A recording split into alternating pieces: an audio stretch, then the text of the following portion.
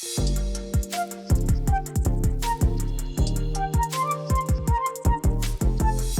there's quite a few weddings, this time of year and on into the spring.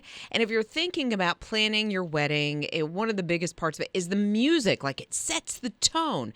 Typically, that's going to be like Ave Maria that the grandmothers are brought into, or the moms are brought into. That's ringing in my head now. Is it? And then Ave Maria. Yeah. So it's either that one or Paco Bell's Canon. Taco Bell? Paco Bell? Who? The composer, Paco Bell. Okay. Wow. I thought she said Taco No, Bell. you don't want that. I'm hearing the ring going on. No, not Bong. at all. Not at all.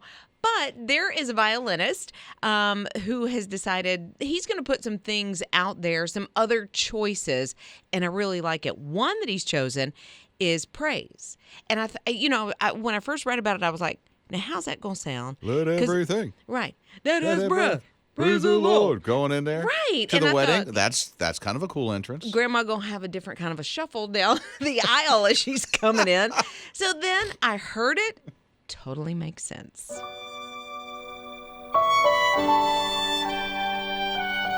Wow. That's my favorite part. Beautiful. Right? Here it comes. That gives me goosebumps. Doesn't it? Yeah. It is so beautiful. We did this song in church on Sunday. But it had a little different tempo to it. Bebopping, but this, wow. I know. That is just beautiful. And on his Instagram, he has other choices that you could make. This was my favorite. Absolutely my favorite. And it breaks in tradition so that your wedding, because I think, as we plan weddings, you want it to be set apart. Right. In some way that it's different, that it's memorable. And I think this would be a way to do it. So we just got an open mic in from the My HISRadio app. What was that song that they played for the wedding? Something about praise. It was beautiful. I'd like to know what it is. Oh, okay. Let me tell you what he's talking about. So Liz was sharing with us about a violinist. Did I say that right? Yeah. Who is proposing, let's do some different type of songs for like the wedding march when the bride is coming down the aisle. And this is what he did. Oh, it's so beautiful.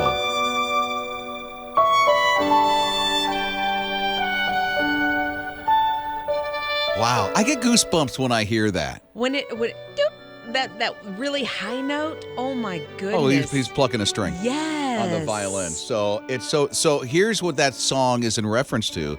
This song here. Oh, I can't get enough of this. I'm sorry. Is actually this song right here. As long as I'm breathing, I've got Here it comes. He did it so beautifully on the violin. It's totally different. Same song, totally different so that it fits a wedding. Right. It's called, by the way, to answer your question, it's called Praise, and it's from Elevation Worship. Just Praise. That's all it is. Praise by Elevation Worship. Wow. Such a good song. And on his Instagram, he has other songs that you could use, but this one to me just stood. I know, right? I'm sorry. I got to hear it again. It's just so good. Here's my favorite part.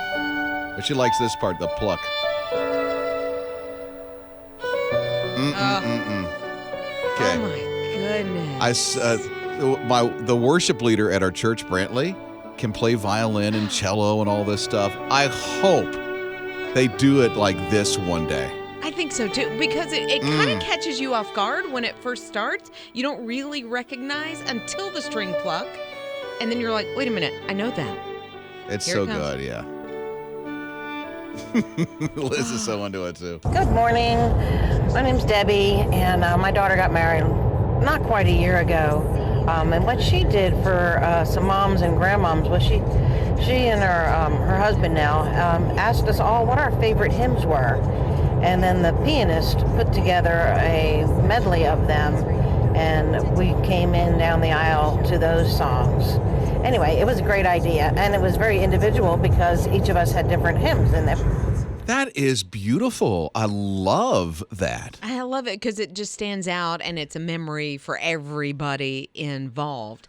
And every parent or, somebody in the family, when they came down the aisle, that was specifically tailored for them. Yeah, whatever their favorite hymn was. Isn't that great? Yeah, that's just great. so good. I have another wedding coming up in our family in July, and I have a feeling it's going to be all 80s rock and roll. Oh, yeah, for the reception Because and everything. my kids are into 80s music. It's crazy. Nothing wrong with that. That's cool. Rob and Lizz. His morning crew. Liz is like the brightest, most happiest, most energetic. She has this big bubbly personality. This morning, it's like Liz is just dragging a little bit. I'm giving you side eye right now. Like, what? You're a little tired. I'm a little tired. Am I wrong? No. I didn't think so. You're not wrong. At 2 o'clock this morning, 1:30, 2 o'clock, I heard this. Was Joey okay? That's her husband. Joey was fine. He was sleeping hard. And So, then I heard but he was just making that noise? well, no, then I heard this sound on the floor. Tick, tick, tick, tick, tick. Oh, the claws. Yeah, it was One of your dogs? Copper. Uh-oh. Copper. And she was up for a good long while. And I do what I typically do, and I yell, "Get her!" for somebody else to take care of Oh, her husband's job is to take care of the dog that is going to upchuck. Yeah, but I did get up and clean it up. But, I don't take naps because it just messes with my sleep at night. I totally get that. I cannot. And also, I'm not a type of person that can take a 10 to 15-minute nap. It's like 2 hours. And so then you're just totally messed up. Mm-hmm. So now I don't know what to do. Coffee doesn't affect me that way. Like, it gives me no energy. I can She drink has it. natural coffee stuff in her. I mean, Maybe. she's just always A little bit over charged the top up. sometimes, yeah. So Scott does something. What is it? Yeah, I'm anti-nap too because it just messes if I want to nap, I can't do like a power nap. I'll end up sleeping like an hour and it messes everything up. But coffee and fresh air really helps me. If I'm getting a little groggy, if I step outside for a few minutes or if I'm in the car and just roll the windows down a little bit, fresh air really helps me. It's not a Red Bull, huh? No, coffee or the air. But I used to try the energy drinks and that made me feel kind of weird. So I Same. It avoid them. does. Your hair feels Yeah. like it's tingling. I don't like it. But no, I'll turn on the air conditioner in the car. If I'm driving home and I feel a little, then I'll turn on the air conditioner full blast. Even in the That winter. helps, And yeah. it does. It kind of, Real? See, cold air puts me to sleep.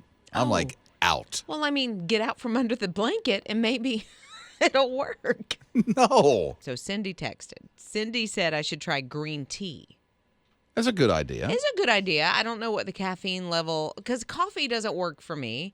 It doesn't, I can drink a cup of coffee in bed and go straight to sleep. It does not bother me at all. So maybe green tea. Here's an open mic that came in through the My HISRadio app. Liz, you should try one of the energy drinks called Celsius.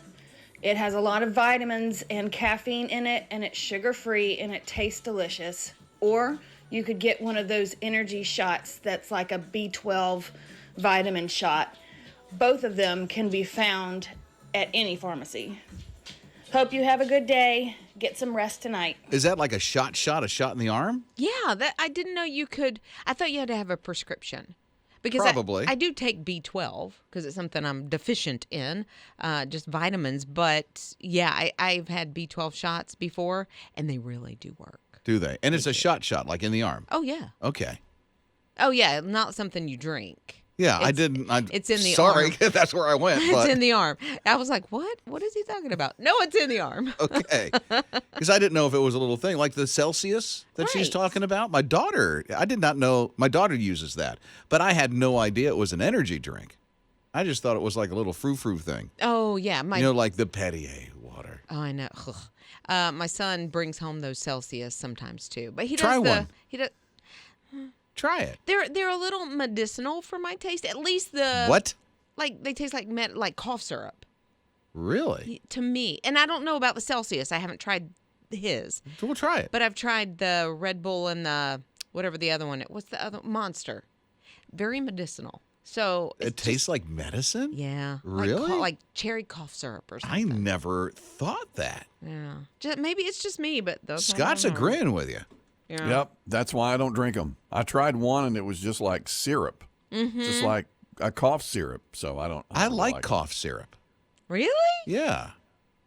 The kid stuff, when Mom used to get you the cough No, drops. I like the and they normal were- stuff. The normal cough. I don't know why. I just like it. They do make a B12 drink, not the shot that Liz can take or drink. Okay, so there you go. Liz is tired this morning because she got up at 2. One of her dogs was getting sick. You know how that goes. And so it's like, what do I do? She doesn't take naps No. because it messes things up. She will not ever, ever, ever, never do one of those energy drinks. No, I just don't like the way they taste or the way they make me feel, to And tell I'm you thinking, the truth. just grab a shot of coffee.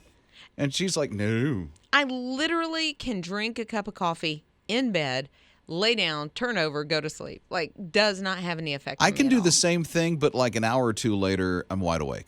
Oh, no. It like Once I'm- kicks in late for me. No. Once I'm down for the count, I'm down for the count.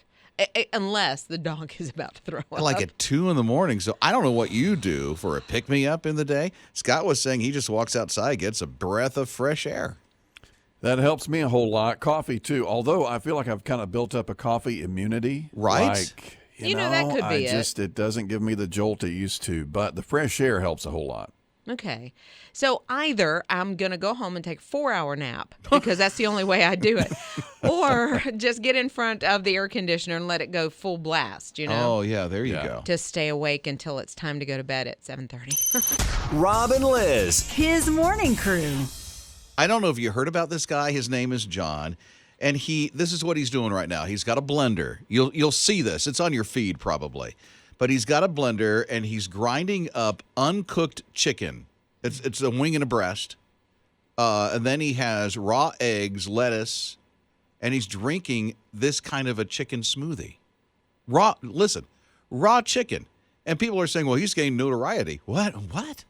So his name is John, and I'm praying for this guy because he's doing this for like a certain amount of days. Yeah, I think he started to do 25 days. Like, it makes me physically ill to watch him drink because there's no cooking involved. He never puts the smoothie into anything that's going to heat it up. It's super dangerous. Very. Salmonella Seriously. The doctors are like, hey, John, don't stop. I mean, doctors are warning people, don't do what this guy is doing. And Ninja, one of our producers, Jake and Ninja, you said he's still doing this? Yes, yesterday was his last post, and it was day 39. 39 days in a row. Oh, my word. And not just the chicken smoothie, but he will down like, I don't even know, 40 eggs, raw eggs. And then he picked up like a chicken breast and just and ate it. And I'm like, that is so disgusting. It's so disgusting, but so harmful. It could be like, well, that's what I'm worried about is that Right. he's going to get sick. yeah. So Evidently he hasn't yet. And I don't know if he's trying to prove a point. I really don't know much about this guy, but what I heard, I'm like, wow, really? Please don't. if you get food poisoning, some of the symptoms include fever, nausea, throwing up, the other thing, blood infections. The other thing. How are you saying the potty a lot? She's trying not to say diarrhea. Right. So all of those things, and that's probably the listen, best case scenario Listen, with food the poisoning. last thing I saw was death. Oh, well, yeah. That's a part of the Salmonella symptoms. will kill you. No, man. Like, why? I get that you want likes. I get that you want to go viral and have people follow you. I want this guy to live and have a great family and, I don't know him. And I'm like concerned about this guy. Well, sure. But also, I don't want my grandkids or my kids to go, well, this is kind of cool. Let me try it. No. Rob and Liz. His morning crew. Okay, something's happening in Providence, Rhode Island that needs to happen here. What? Okay, so when you drive a Jeep or you see somebody that's got a Jeep and they got all these little rubber ducks that are lined up on the dashboard. They do that everywhere. Okay, they do that everywhere. They do not do 3D unicorns. They're doing that instead of the ducks for the Jeeps now? I think they're doing it along with it. This is a different group. Nobody knows who's doing it, but it's spreading joy. And here's what it is. They're 3D printed, and they're somehow made of satin, and they're all different colors. They are about 2 inches high, and they're the cutest things. They don't really have eyes. It's almost like indentations for eyes. So you have to own a Jeep to get one of these? No. Only the rubber ducks go for the Jeeps. Anybody can get one of these unicorns. Okay. And they don't know how or who it is that's doing it, but they're doing it on 3D printers. And, when 3D printers first came out, they were super expensive. Now we can own them for like $200, which Really? is still a big investment, I had no idea. I thought they were still expensive, but they don't. I'm going to guess it takes a long time to print these unicorn things. I don't think it's as long as you would think. Now, I Okay. don't think it's 5 minutes, but I don't think it's, 2 hours either. So Oh, I thought it was like 5 hours to print those things. not as far as I know. Of course, I've never printed anything 3D, so I don't know. No, I usually print on flat paper. Me too. Rob and Lizz. His morning crew. Emerson's just 20, but there's one thing that he has in common with his dad, and that's fishing. He loves to fish. So he's out at Lake Burton the other day, and he catches on the other side of his reel something that didn't feel quite like a bass because he's bass fishing, right, in the lake. So he's trying to pull this thing in. He's like, man, this thing doesn't even feel like a bass. He pulls it out and goes, what is this? It's really bright colors. And then he realizes, I think I know what this is. So he calls his dad. He goes, Dad, check this out. This is what I caught. It's not really super huge, but wow, it's really bright in color. His dad is like, that's a yellow birch. How big is that thing? And then he said, go get it weighed on a scale, a professional scale or something that can say this is a record. Turns out that's the biggest yellow yellow perch fish ever caught. Isn't that wild? That ever caught. And he had no idea.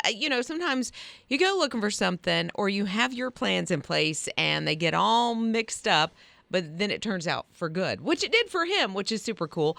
And I guess my dad and my son used to go bass fishing. And I guess the bass give up a pretty good fight. So I'm thinking this perch maybe was like, okay, I'll just get on the hook. That's all I can figure. It didn't sound like it was easy to get in. Well, it just fought differently. Fish fight differently when they get on that hook, try to get away from you. They do? Yeah. I can see one gives up more of a fight than the other. Yeah, but some dive deep, some go backwards and forwards and all that stuff to try to get that thing out of its mouth. I guess so. I've caught brim, which give up no fight, and barracuda, which want to take you in the water with them. So those are the only two experiences I have. Rob and Lizz. His morning crew. When I first heard this, I thought Liz is going to love this because it's McDonald's and it's nails. Rob and Lizz in the morning, his radio. Yeah, it looks like McDonald's is getting into the nail business. Yeah, there is a company called Nails Inc., I think is what it is, and McDonald's kind of teamed up with them. And like on the nail polish itself, it says, I'm loving it, which is McDonald's kind of tagline. It's not bad. It's not bad. But I wouldn't buy it just because it was McDonald's. Why not? I thought you would. Honestly, at first when I thought this, I said, why are they getting into home improvement? What? With nails. And No, then I not that kind of realized nail. it was nail polish for your nails. And so you go get a Happy Meal and then, is it called a pedicure? Manicure for your Manicure. fingers, yeah. I'm sorry. Oh, pedicures for the feet. For the feeties. Oh, no. And you can use it on the feeties as well. I don't know. That kind of be disgusting. Get out your toes at McDonald's while you're eating your, almost said Whopper, your Big Mac.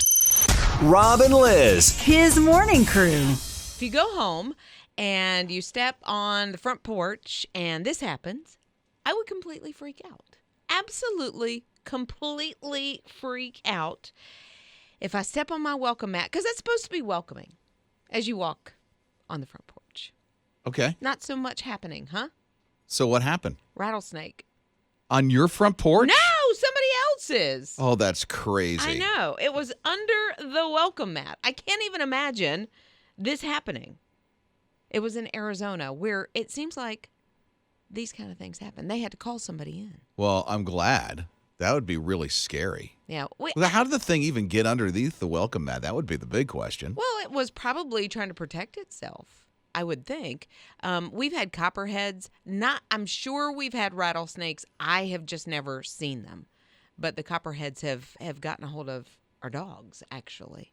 Yeah, we had 2 dogs.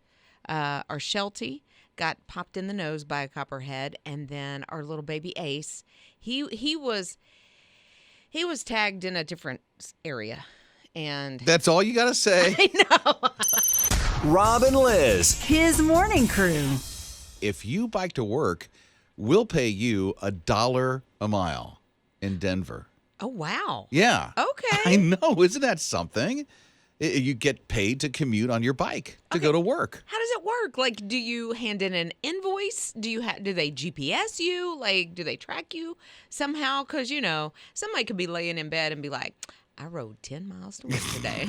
Right? I'm just saying it could happen. No, there's a way that you check in. I don't know if it's website or app. You're Okay. asking questions I don't know the answer to. I have all the questions. But they have a website. You can sign up for it.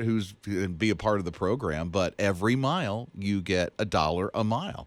And they say, hey, listen, if you bike all the way to work, you could earn up to $200. I was about to say, you really could. I'm thinking about, my commute. I think it's about 10 to 15 miles. So if I'm not biking that, I'm just saying if I did. If it was safe to bike, a couple of things. It's too early in the morning for me. Right now it's dark, right? Yes. So I cannot cycle to work in the dark because all the roads that I have to get here where we are completely busy. Oh, yeah. Yeah. Well, mine, because we live so far out in the country, I'd probably pass, I know I'd pass deer, possum, skunk, a possible that's bear. cool. That's cool.